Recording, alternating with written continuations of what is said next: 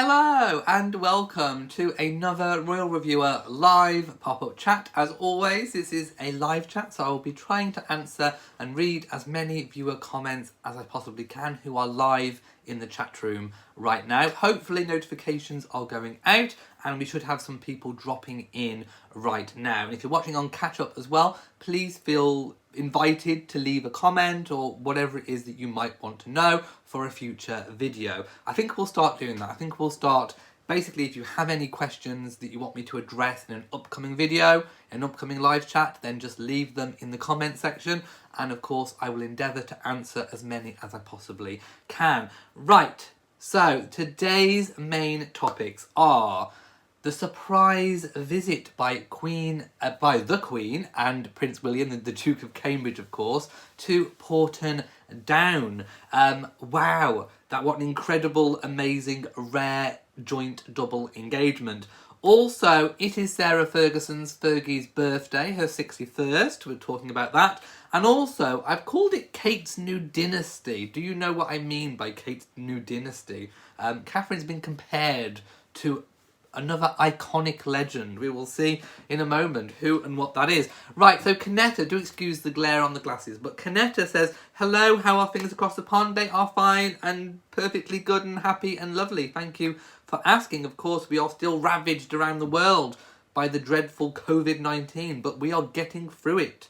Even though things are coming up again, we are getting through it, and I'm sure you are, wherever you are as well. Let's tackle it with gusto and do everything we can in our power to make things as good as we can.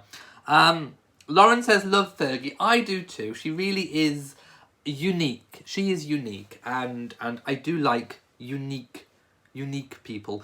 Knetta says, how far are you from Keighley? I'm not entirely sure. I'm not entirely sure. I mean, it doesn't sound like it's a million miles away, but I'm not entirely sure.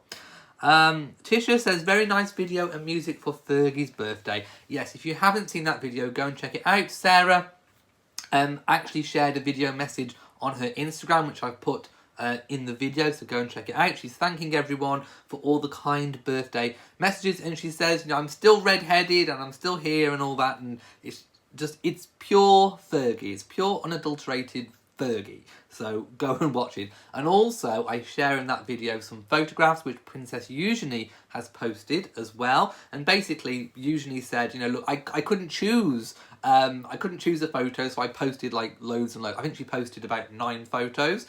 And it's all of her mother just being wonderful and just being Fergie, like literally just being Fergie. Maybe that's what, you know, it should be called, just being Fergie. And then obviously Fergie's close friend and colleague, employee, I should say, Antonia Marshall, she posted some photos as well. So that is all in that video. If you haven't seen it, do go and check it out. Mason says, are the royal family still replying to letters? I think so. I haven't heard anything that they're not. And usually it's the Queen's royal ladies, the ladies in waiting, that reply to all the letters.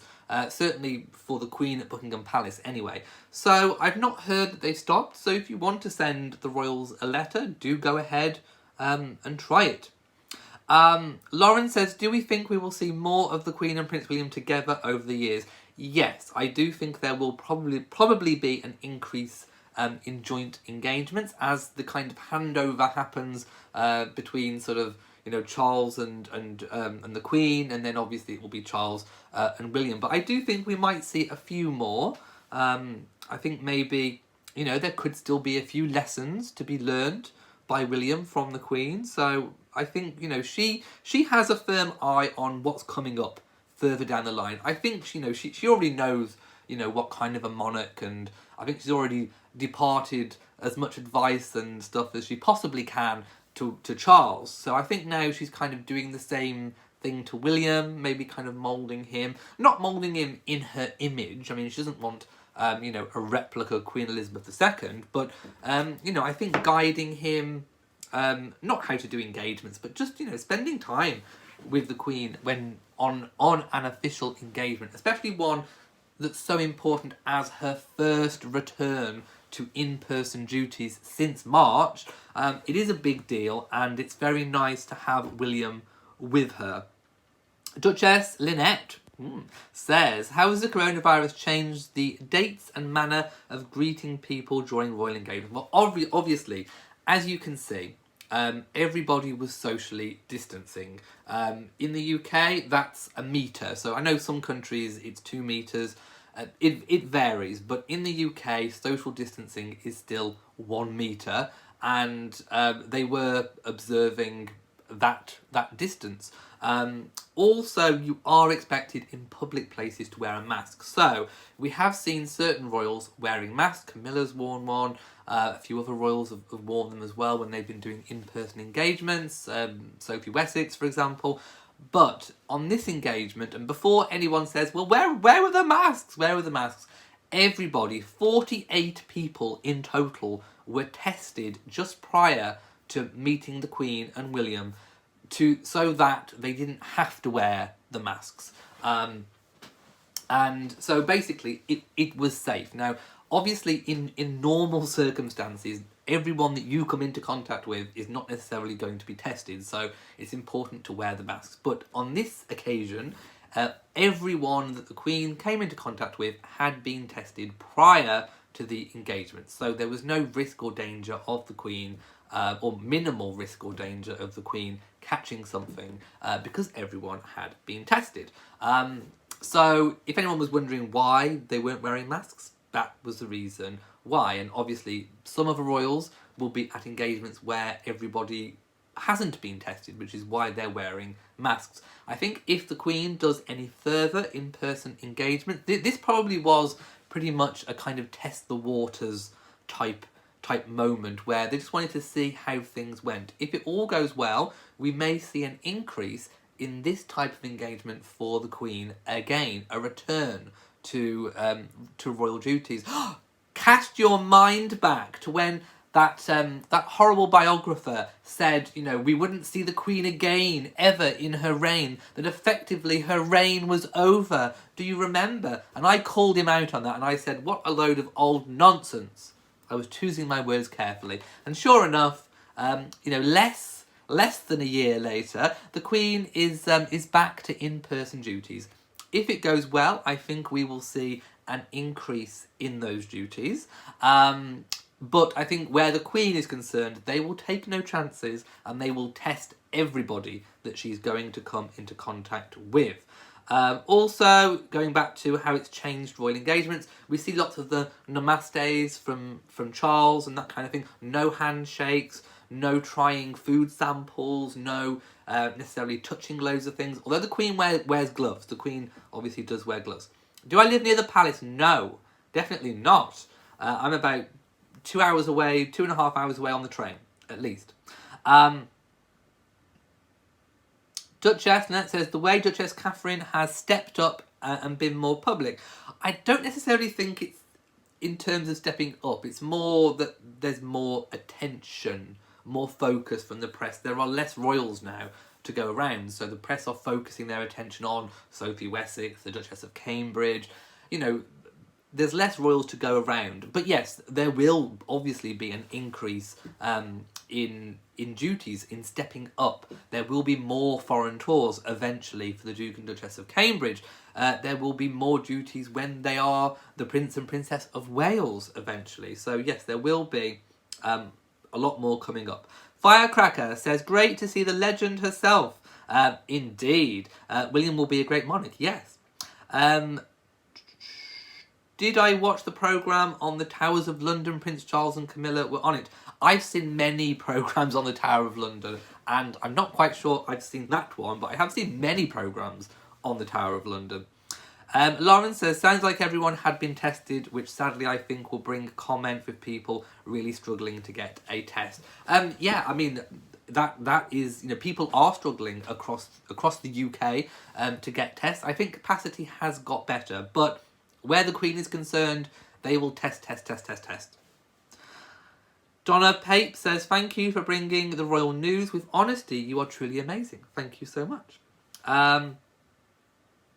What? Mason Pracer says, yes, I have seen some photos of the Queen wearing a mask. Have you? I haven't seen any photos of the Queen wearing a mask unless they were doctored photos through Photoshop. Please let me know where they are. As far as I'm aware, the Queen has never worn a mask. Duchess Lynette says the Queen is not afraid, but just cautious, like most of us should be. Yeah, I mean, you know, my nan and the Queen are not, you know, too far away in age. The Queen's a little bit older, and you know, I know how people of that age group think and feel about coronavirus. It's not just about shutting them away. It's also about making sure that we look after what's up here as well, because sometimes just being isolated and can be almost just as bad as taking the risk, you know, and catching the virus itself. So it's a balance. It's a balancing act. We can't literally just shut them away and lock them up without looking after what's up here as well. The interaction is so important, and you know, my own nan is feeling like she really wants to get out there. So yeah, I understand how people of that age group may feel, and it's not just, you can't just say shut them away, basically. Apparently the documentary was on Channel 5 last night. No, I was watching a programme on the Savoy Hotel, which was really cool. Elaine thinks that herd immunity is what's needed. I mean, again, there's lots of different theories about how to tackle the Rona, and I'm sure that people will find the best way eventually. Anyway, the engagement went really, really well. There wasn't any issues. They unveiled a plaque. The Queen looked amazing in pink, and the Grima ruby brooch, which was a gift from Prince Philip. He designed it himself. Oh, it was gorgeous. She looked amazing. She looked healthy, happy. William looked really good. It was very an important engagement about national security. And it's the first engagement that William has done with the Queen since Grenfell in 2017. So it was very, very important. Right, Fergie's birthday. She's 61. You know, obviously her milestone birthday was last year at 60. But, you know, she is effervescent as ever. And I just loved, obviously, the video that she put out. It is typical Fergie. I keep thinking back to that video where she was riding the suitcase. I think that's on my channel somewhere. But that was incredible. So happy birthday to Fergie. The Duchess, well, Sarah, Duchess of York. And I hope you've had an amazing day with friends and family, lots of cake and all the rest of it. So have a very... I've just noticed my title says Ferries, not Fergies. I think I was auto-corrected. So after this, I will go and correct my title, because it's not Ferries B-Day, it's Fergie's birthday. Anyway, Kate's new Dynasty. A few days ago, you have, I'm sure you've seen the video where Catherine was in the National History Museum, where I was only a couple of months ago. In fact, I think I walked on pretty much the same spot. It's in the big kind of hall. So that was the background, and she was filmed just ahead of revealing the photograph that won the Wildlife Amateur Photographer of the Year award. Now, Catherine's outfit got a lot of attention, and when I saw it, I literally squealed with delight, because I have been waiting for so long for shoulder pads to come back into fashion. And immediately, Catherine was being compared to Dynasty, the TV programme. And of course, the incomparable Joan Collins with those humongous shoulder pads, those power dressing. It's back, and I am so happy. I am so happy that it's back. Catherine is bringing back shoulder pads. I need to get some. Can I make some? I've got these coasters. Can I make them into shoulder pads? I want to be like Catherine with the shoulder pads. Let's put them in. Oh, yes, they are back. They are well and truly back. And I am going to be getting outfits with shoulder pads and all the rest of it. So anyway, it was an amazing black Alexander McQueen leaf-tailored crepe tuxedo jacket. Try saying that all in one go. Apparently it cost £1,240. A snip if you can afford it. And it really is amazing. And she wore some cobalt blue, it's got cobalt blue satin lining, and she wore it, we believe, with trousers as well. So just stunning. The look looked incredible and stunning and amazing. I just absolutely loved it. And if you want to know which which image won. I do believe it is this one for the amateur photographer, wildlife photographer of the year. I mean, that is stunning. Look at that. That is a really, truly, truly stunning image. And of course, the awards ceremony will go ahead a little bit later for understandable reasons. Right? I saw something coming in. Oh, we have a donation. $7.99. Thank you to Prime Minister Andrew Carter. Mwah, to you. Thank you so, so much for supporting beyond watching the videos. Let's go back and read some comments, if I can see. Kenneth is off to Walmart. Have a good time. Lauren says, put them on your whip. What, shoulder pads? My mum might still have some from the 80s. There we go. Hello to Prime Minister Andrew Carter as well, who says hello. Duchess Lynette says, a beautiful image. It was indeed. Now, was there anything else on my list to talk about? I don't think there was at the minute. So, over to you guys. Before I depart, and by the way, we've kept this video to a reasonable amount of time today. So before I depart, do you have any questions about anything that you would like to me to answer about? Franco says, what do you think about all this which Harry and Meghan stuff? There's lots of Harry and Meghan stuff. There's always lots of Harry and Meghan stuff. So let me know which, in particular, Harry and Meghan stuff you would like me to comment on. Also, a really big thank you to everyone who supports via Patreon. If you didn't know, I do have a Patreon account, which basically covers all of my channels. So if you watch any of my channels and you like any of my content and you want to support beyond watching the videos, head on over there. And I do a chat every Thursday, tonight in fact. But I'm going to postpone that till tomorrow because I've got quite a bit on tonight. So I'm going to postpone that. But normally it's a Thursday and we have about an hour's chat about anything that comes up. And so if you want to support beyond watching the videos, check that out. Also, there's channel memberships as well on YouTube. They are separate. So whichever one you do, if you do, thank you so, so much. It really does mean the world to me. Oh, Franco says, the political interference and the US politicians asking the Queen to remove their titles. Right. Well, for a start, the Queen technically can instigate removing titles. I think she'd have to be pretty pushed to do that. The government, in fact, there was a petition put by, I think, a member of the public to the government about removing Harry and Meghan's titles. In fact, that petition was rejected. The government said that they do not have, Parliament doesn't have any say in removing titles. It's a matter for the Queen. However, my feelings on this are that if Harry and Meghan's, what they're saying does become or is considered to be too diplomatically political, the government could put pressure on the Queen to instigate the removal of titles. So it's a little bit of a red herring to say that that is completely out of the question. It could still happen if what they are saying is considered to be too diplomatically important, or that kind of thing.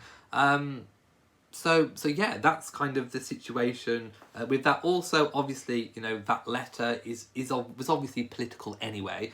Obviously there is an American election going on at the moment, so there's a lot of politics going on, that kind of thing. So a little bit of political pawning in terms of Harry and Meghan within that construct.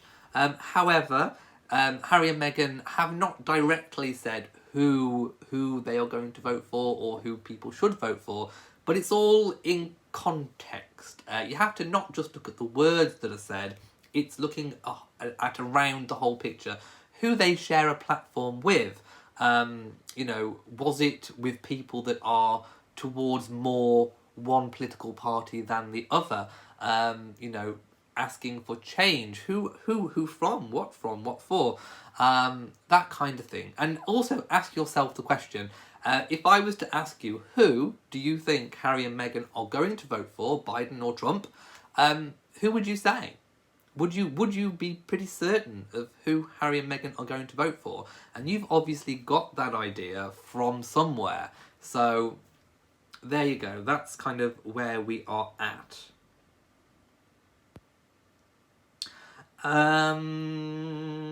Duchess Lynette says, I don't remember seeing any US politicians said anything about asking Her Highness to remove titles.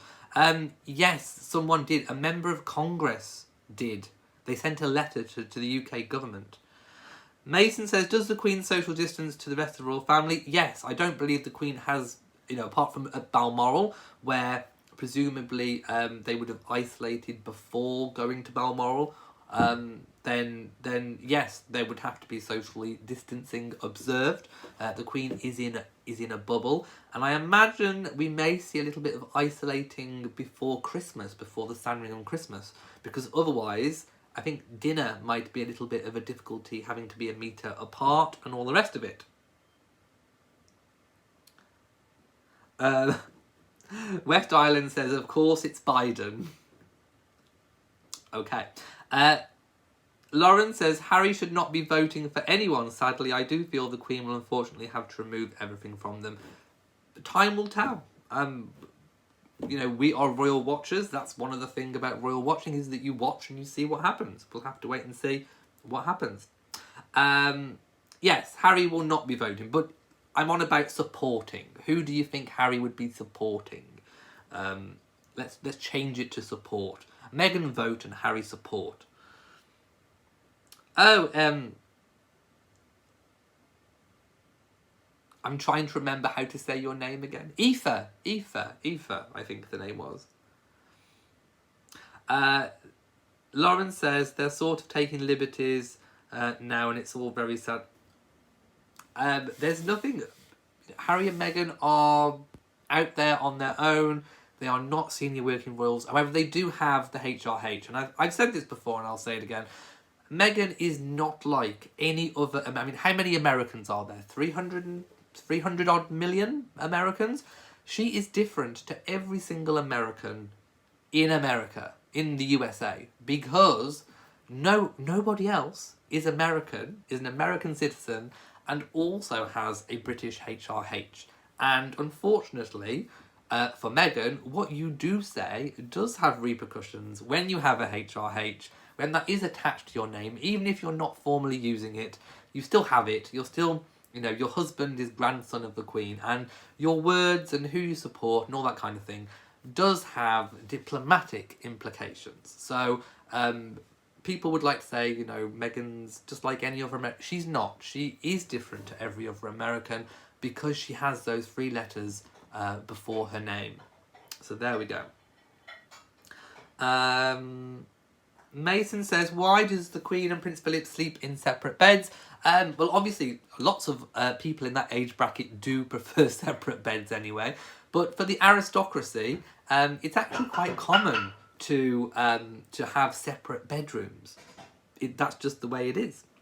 And some people prefer separate bedrooms anyway. We've had the separate bedroom conversation before, and lots of people do actually prefer separate bedrooms.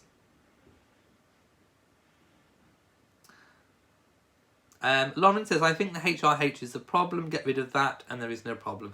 It would distance. It would completely distance if it was not there. It still wouldn't stop, the press comparing, but at least the Buckingham Palace wouldn't have to release statements saying that the things that Harry and Meghan are saying are in a personal capacity, which they have had to do. The palace has been forced to basically distance themselves from Harry and Meghan's comments. How long they can carry on doing that for, we will have to wait and see.